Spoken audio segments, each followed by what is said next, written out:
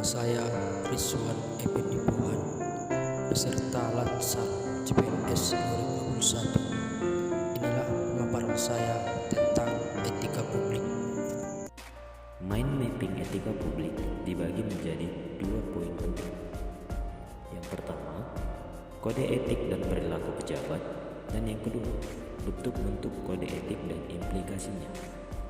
Baiklah, kita akan bahas dari poin pertama, kode etik dan perilaku pejabat.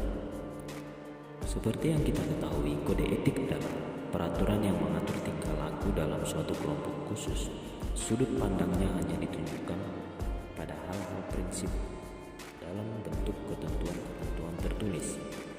Nah, di sini kode etik dan perilaku pejabat dibagi menjadi beberapa bagian pokok bahasan, yaitu yang pertama 12 kode etik dan kode perilaku ASN, yang kedua 15 nilai dasar etika publik, yang ketiga definisi dan lingkup etika publik, keempat dimensi etika publik, dan kelima tuntutan etika publik dan kompetensi, dan yang terakhir perilaku pejabat publik.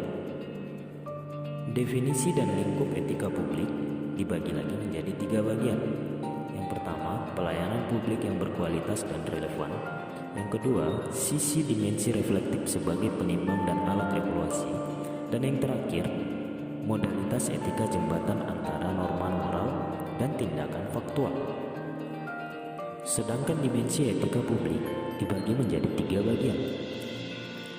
Yang pertama, dimensi kualitas pelayanan publik. Yang kedua, dimensi modalitas. Dan yang ketiga, dimensi tindakan integritas publik. Dimensi modalitas terdiri dari 3, yaitu akuntabel, transparan, dan netral. Kita masuk pada poin berikutnya, yaitu bentuk-bentuk kode etik dan implikasinya. Poin ini dibagi menjadi beberapa bagian pokok bahasan. Yang pertama, pentingnya etika dalam urusan publik. Kedua, penggunaan kekuasaan. Ketiga, konflik kepentingan.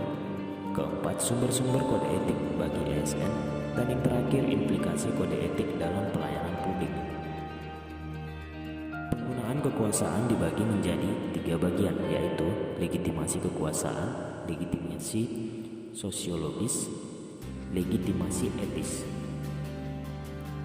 Konflik kepentingan dibagi menjadi 3, penyalahgunaan kekuasaan, pengerahan sumber daya publik yang kurang optimal, dan yang terakhir peningkatan kesejahteraan rakyat terabaikan. Dan sumber-sumber kode etik bagi ASN diambil dari beberapa peraturan pemerintah. Yang pertama, nomor 11 tahun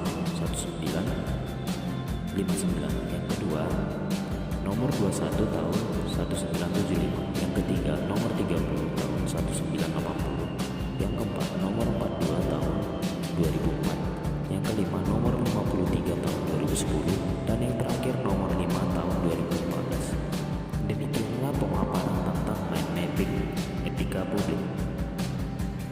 Kurang lebihnya saya mengucapkan terima kasih. Salam sejahtera bagi kita semua.